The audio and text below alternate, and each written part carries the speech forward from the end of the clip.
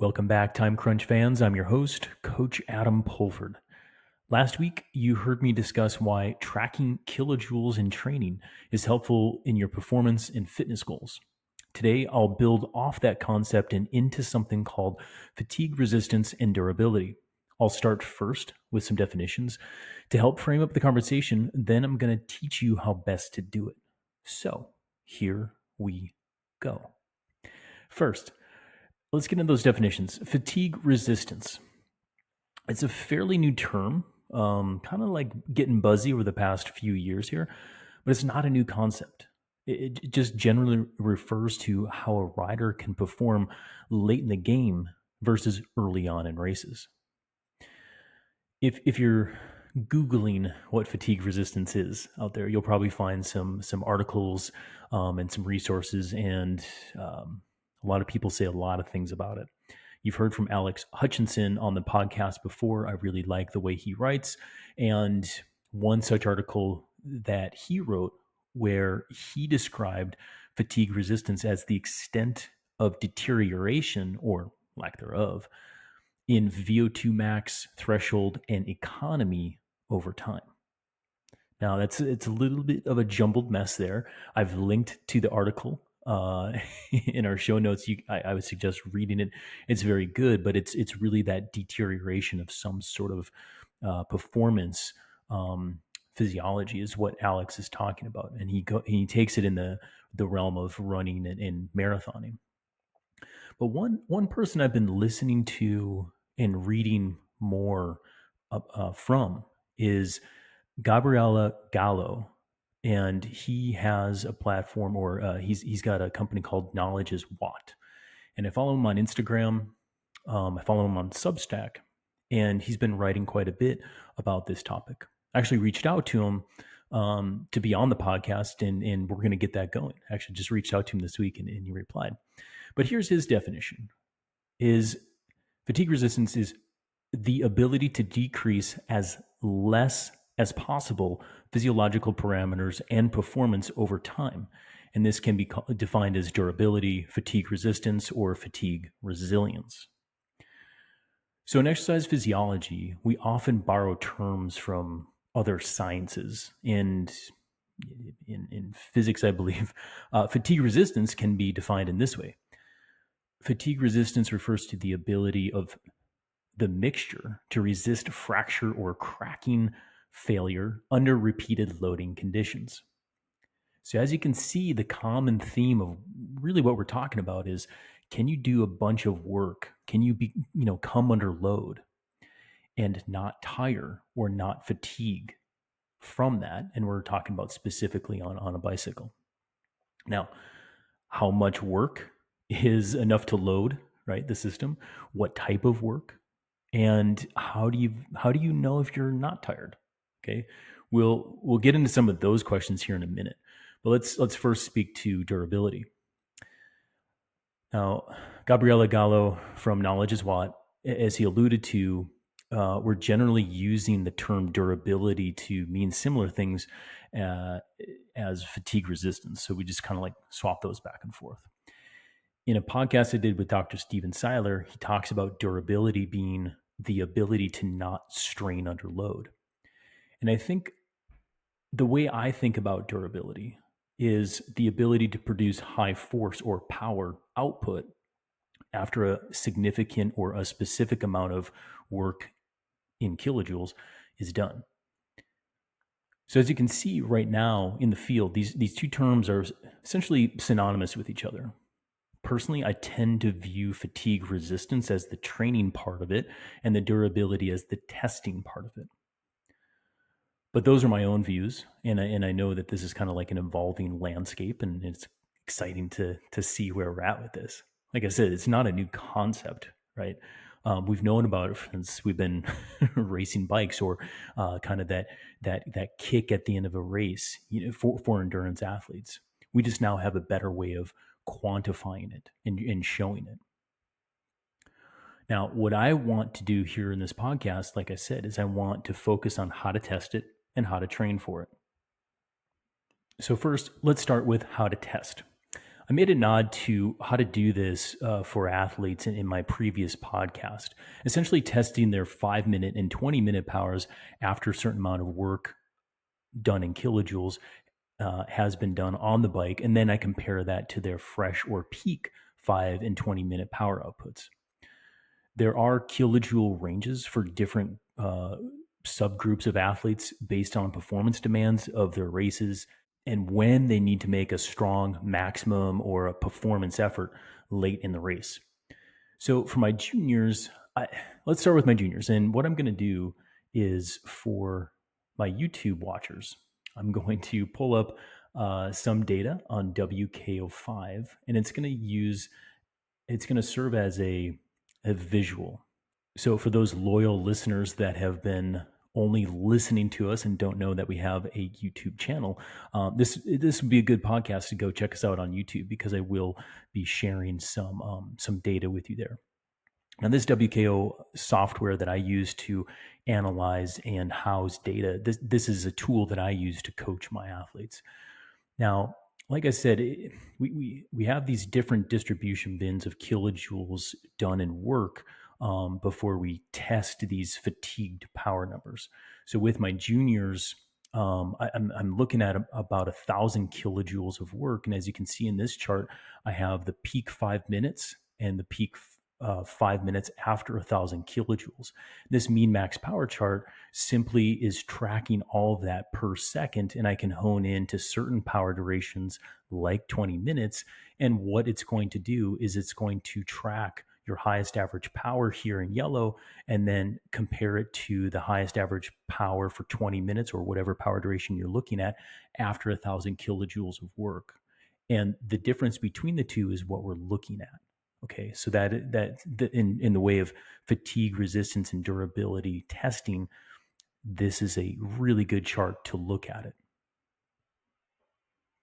So to speak to the different kind of groups of athletes in the way of how much kilojoule of work should we be looking at to fatigue them, I'd say in general, and I'm pulling this from Tim Cusick and his team at WKO5, as well as what I'm seeing in my athletes and in my experience.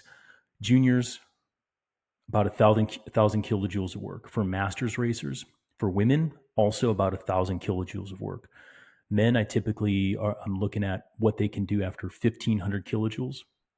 For my P1-2 kind of like national racers, women are anywhere between 1,500 and 2,000 kilojoules of work. Men are about 2,500 kilojoules of work. And then if we scale up to Pro Tour, my women, right around 2,000 kilojoules of work, if not 2,500, and then men are 3,000 and could scale up to 3,500. Now, again, these are some of the norms that I use. I think a lot of specificity comes into the actual races that you're doing personally. So, for example, is somebody like Keegan or Lachlan who race super long gravel races, I don't know. They're probably looking at their performances after 10,000 kilojoules or something silly like that. So again, these are some of the norms that I've been working with in my coaching practice. I wanted to share them with you so you could identify which group you're in, and then you can start tracking your peak powers and do these workouts, see where you are fatigued for the peak powers, and go from there. So what are we actually looking for in the data? I'm going to scroll down here, and for those YouTube watchers and listeners, you can see that I've got a chart pulled up showing a 5-minute post 1,500 kilojoules and a 20-minute post 1,500 kilojoules. So this would represent like a men's master racer of the fatigue resistance and durability tracking that I would be working on with them as an athlete. In general, I would say that, so we have some ranking systems here. And in general, if the 5-minute and 20-minute fatigued peak powers, so that means you ride and do a bunch of work for 1,500 kilojoules, then you go really hard for 5 minutes or 20 minutes. And we're going to talk about how to test for that here in a minute. usually there's going to be some fall off. In this example, the peak 20 minute is 365 watts. After 1500 kilojoules of work, the peak 20-minute power is 329 watts. So you can see that there is a fall off there of 9.7%. Generally speaking, if we are between 0 and 10%, WKO5 is going to categorize that as good. Okay, which means that from a fatigue resistance standpoint, they are resistant to fatigue. Do we need to work on it more or not? This good ranking, the ranking is helpful to identify and put some context around it. The end goal is to minimize the peak 20-minute fresh versus the peak 20-minute fatigued. Minimize that, and that'll be the end goal.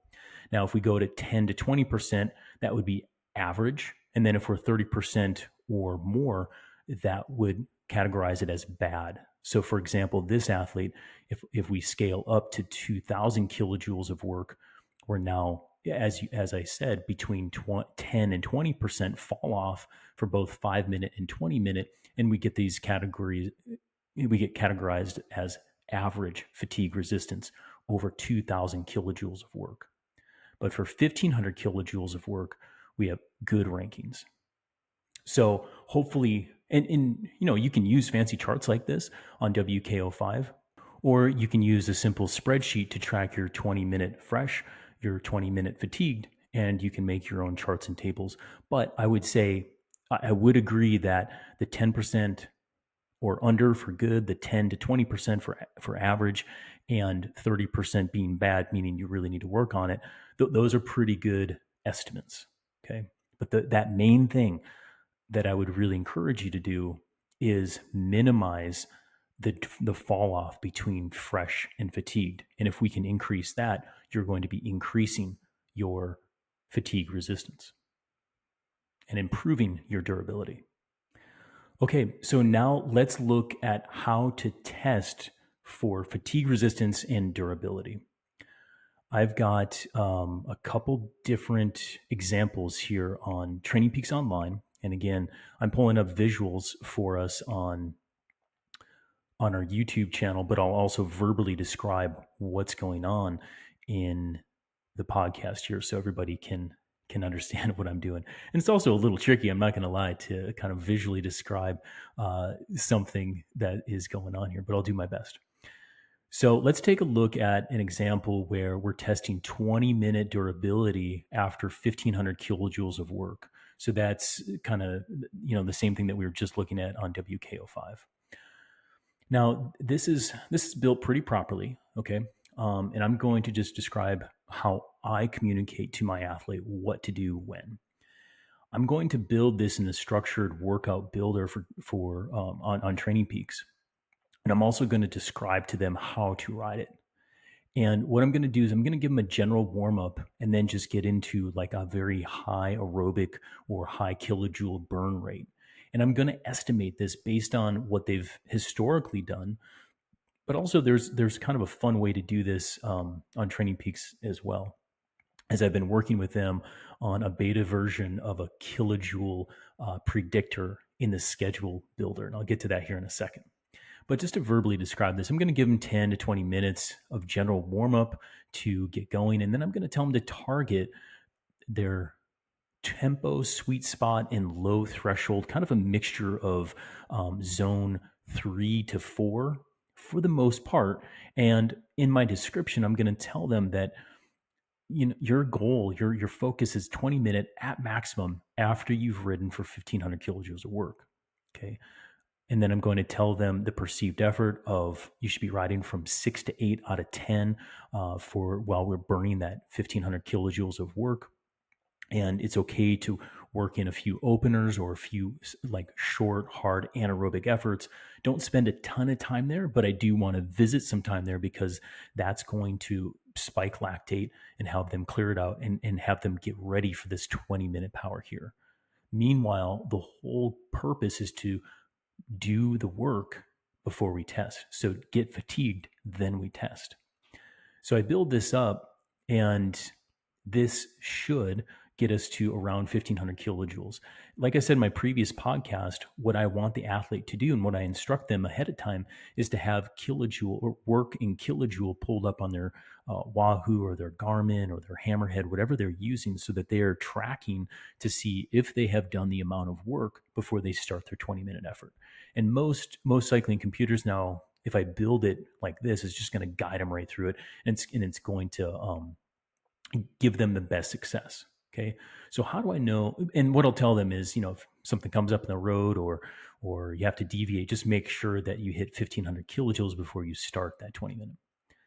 But how do I know that this amount of work that I've prescribed is going to get them to 1500 kilojoules? Well, in the old days, I would just do it by hand. I would take a look at their kilojoule burn rate, average it out, and come up with an average power, or a normalized power is a better way to actually do it, that they would have to achieve for a certain duration in order to hit that. And then I would tell them what to do. Now, the beta version that I just talked about of a kilojoule calculator with Training Peaks that I've been using, it's pretty fun, because what you do is you use this the prescribed schedule builder here on Training Peaks, and what it'll do is it will map out the kilojoules and work for the planned duration and power. So what you can do is simply play around with the durations on Training Peaks, and it'll give you that predicted kilojoules if they ride within the context of what you prescribed for them. So from a coaching standpoint, it's a really powerful tool when you're communicating to them, work being done in the way that we're talking about, with the whole context of fatigue resistance, or doing the mechanical work on a bicycle before we do some testing. So to close this thought out here, I won't get overly granular about it, but this should give you some really good examples of what we're looking for in the way of that work needed to be done before we hit the 20-minute power. And for this particular athlete, this is looking at a 10 to 20-minute effort, and then a 1 hour time and zone at tempo, sweet spot, or low threshold. We do a couple openers, ride endurance, and I do like to bring the intensity down just a little bit coming into the 20-minute effort to clear anything out, because I know that this will fatigue them and deplete them. Based on what I'm looking for in a testing sort of like solo situation, I find it pretty good just to give them a little bit of time before they hit that 20-minute effort. Now, this won't always happen in racing, okay? But sometimes if you think about it too, if you are racing, you know that there's a big, climb coming up. A lot of activity will happen before. Maybe some people will just, back it down, freshen up before they hit the hill climb, or sometimes people attack going into the hill climb. This is training data. It's not racing data. This is the way I do it, so you can use it as an example. You know what you can do is basically, go full tilt and just go tempo, sweet spot, threshold mix all the way into a 20-minute effort. And you know what? That's going to be more specific maybe to an extreme like race scenario. And it's a fine way of doing it. The main point is go 20 minutes hard after 1500 kilojoules of work, or whatever kilojoule that you identify as specific to your needs, and you're going to be on the right track. Okay, so that covers some of the testing component. Let's talk about fatigue resistance training. One point that I want to make sure that everybody takes away from this podcast is that having a high VO2 max, or a high FTP, or even a high sprint power, for that matter, doesn't ensure that you're going to have high fatigue resistance. In fact, my guy Gallo from Knowledge is What did a recent post about this, showing the research that there's no direct correlation between VO2 max, or FTP, and fatigue resistance. What this means is that if you want high fatigue resistance, you need to train for it specifically. You can't just train to increase your FTP only and think that fatigue resistance will come along with it. Now, if you've never done testing or training like I described above, that's fine. You can simply try it when you're fresh. But once you do, and if your goal is to improve your fatigue resistance and durability, you can train really specifically for it. And here's how. You want to start first with historical data. Go back and look at your highest kilojoule per hour. Now, once you've identified that highest kilojoule per hour, and what you do is just look at, it's going to correlate well with highest average power for 60 minutes. So look at that, and then look at your kilojoule expenditure. Maybe you look back to a race that you did, and maybe it's more squiggly, so the average power might be lower, but the kilojoule may be higher. There's also some dashboard tools that you can use on Training Peaks online to identify kilojoule tracking. Just look for that highest kilojoule per hour. Now, from a training standpoint, you want to pick a day where you're going to be fresh to go into something like this. Okay, so maybe let's just arbitrarily pick Saturday, a day where you could take Friday easy. We've got a little bit more time on our hands on Saturday. And what you want to do is you could do a test or you could do a training. But from a training standpoint, what you would want to do is try to match that peak 1 hour high kilojoule or beat it. Okay. What that means is warm up, go really hard for an hour, and try to burn more kilojoules or do more work of kilojoules in 1 hour than you've ever done before. That means smashing on the pedals. You're not doing intervals, but you're just really riding hard for an hour. Okay. Now, that's going to be one session. And that will get you in the mindset or give your body and your brain kind of this like grounding of how to ride to achieve a high or a peak 1 hour kilojoule ride. Now, to keep it as simple as possible, what you could do is the next week, you could do the same thing for 2 hours. Okay, so go back in your data history, find a peak 2 hour sort of ride, or I'm going to tell you that whatever you did for an hour, you could probably knock about 5 or 10% off and just use that for your 2 hour goal for kilojoule burn. Okay. So let's just say you went back in your data, you found your peak 2 hour power, try to match it or beat it. Okay. That's your next Saturday. Just smash the pedals, pedal in, pedal uphill, pedal downhill, pedal in like weird places that you normally wouldn't. What you're getting yourself out of the way of thinking only about intervals all the time. And if you think about this too, it has a lot of specificity to racing and events. On this podcast and articles, and you talk to any coach, we love talking intervals, but and that's pretty effective. Like it trains energy systems and it can get you stronger and it can all the things that I talk about. But at some point, it's really good to get away from that, pedal hard, and because in the races, you're not going to have a recovery break. You're not going to have a recovery session. Sure, you pull up to an aid station and maybe it's a fondo and you're chilling out, but it's not structured. And if you get into a bike race, it's the start line, the finish line, and you go hard in between. So this is a very good specific way of getting your brain and body ready for just being on it the whole time during an event or a race. Now, I mentioned that peak 2 hour power. That could be week 2 on Saturday. Then guess what's coming week 3? 3 hour highest average power, 3 hour highest kilojoule marker. What you do is probably knock down maybe 5% of what you did for the 2 hours per hour, and you go and you try to beat for 3 hours. Okay, so what I'm essentially trying to get across to you is, as you go longer, sure, the kilojoule expenditure per hour is going to come down a little bit, but not much, maybe not as much as you think. Okay, use past data to get a bearing of what you physiologically have done and could do, and then go out there and try to match or beat it. Okay, so there's 3 weeks of fatigue resistance training, and that's what I suggest of where to start if you've never done something like this before. Now, for most time-crunched cyclists, 2 to 3 hours of a high kilojoule burn is good fatigue resistance training for sure. But you can scale this up to whatever duration you want. Like I said, gravel races being 100 or 200 miles, you can scale this up to 6 hours, right? Just a hard, grindy 6 hour sort of training session. That's going to be a big day. But the longer you go, that, it's going to be likely a lesser kilojoule per hour effect up until a point. And then I do find that it will kind of like taper off or kind of like steady off as you go, and you're just pacing as high aerobic, low tempo all day.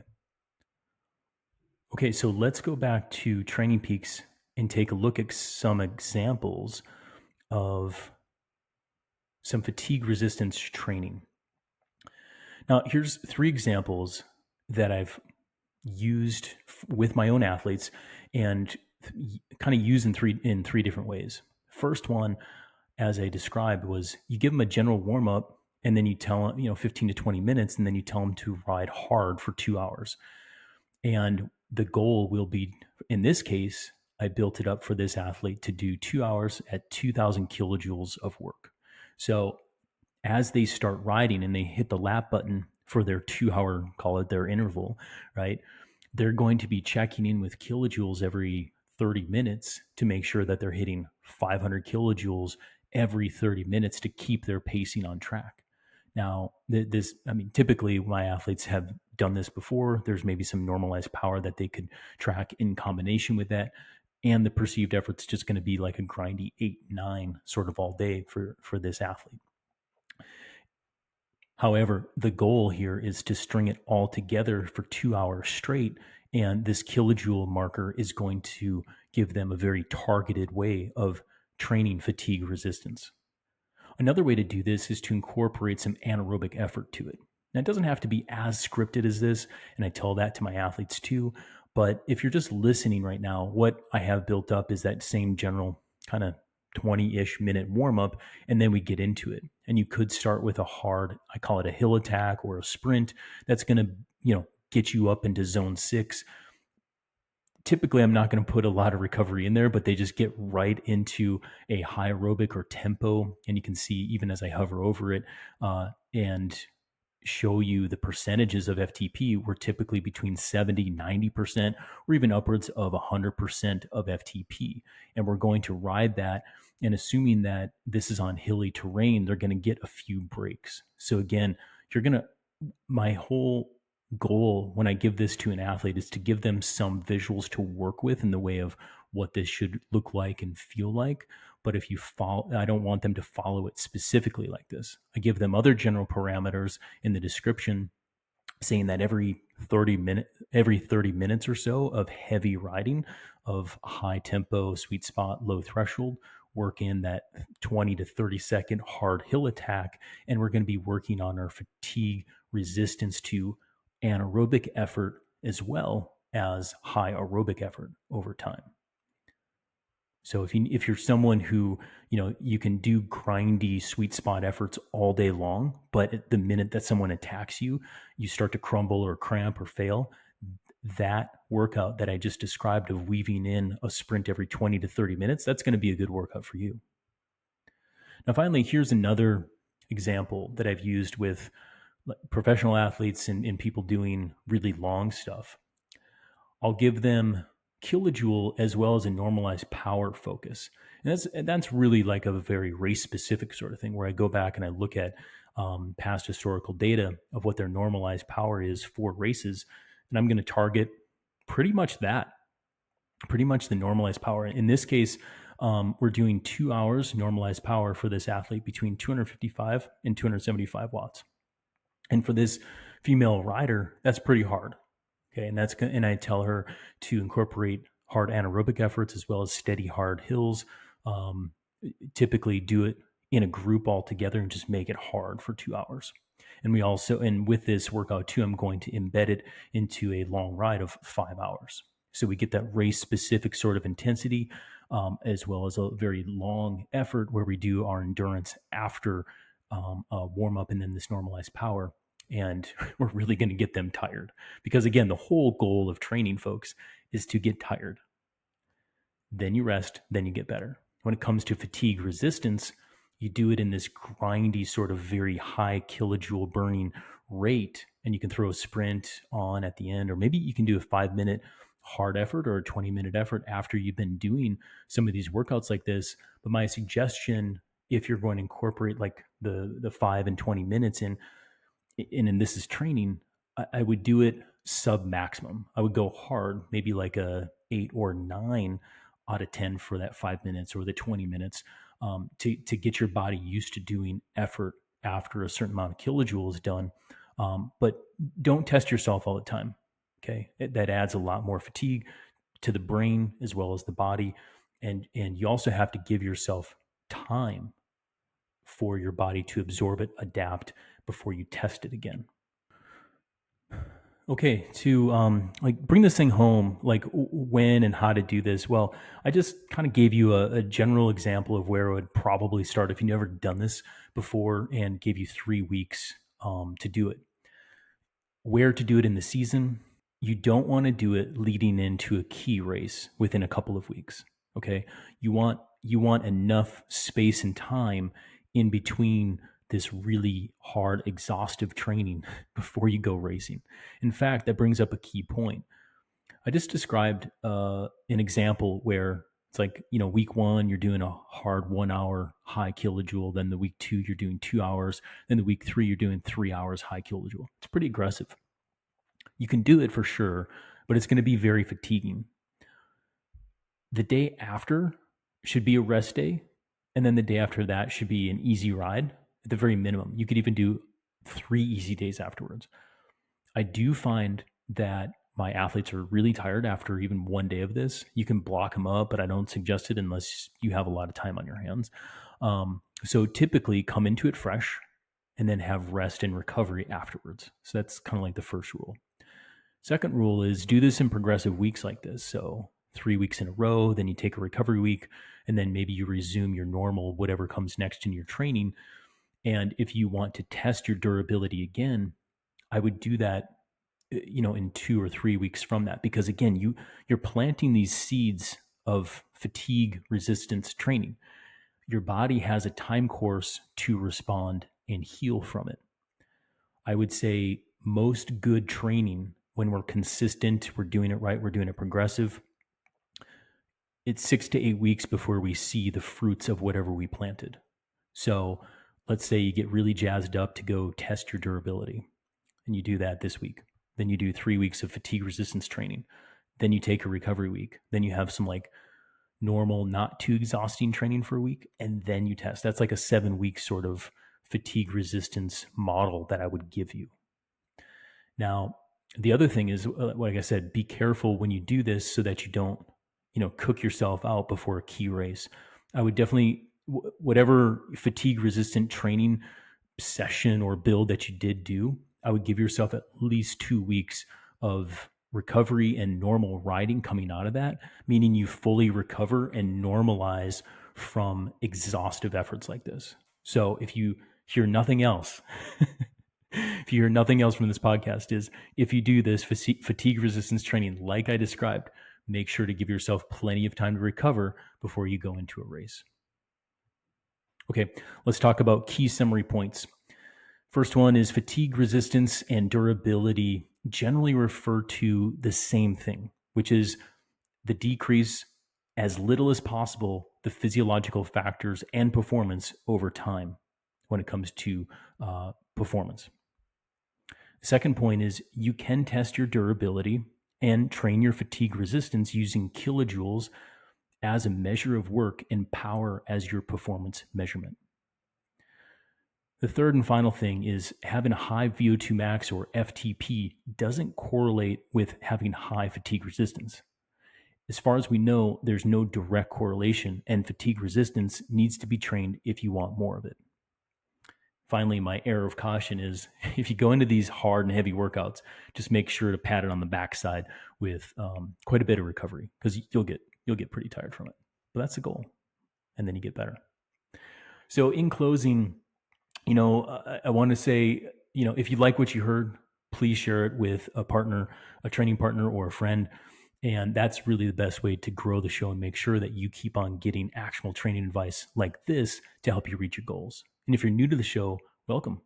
If you have any questions about fatigue resistance training or, any topic out there that you can think of, you can submit the question to me by heading over to trainright.com/podcast.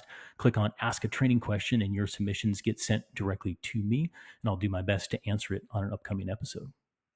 So finally, I'll tell you that this is the last solo episode I'm going to do for a while. I'm pretty excited because I've got some cool guests coming on for future episodes. So be sure to come back each week for all of that.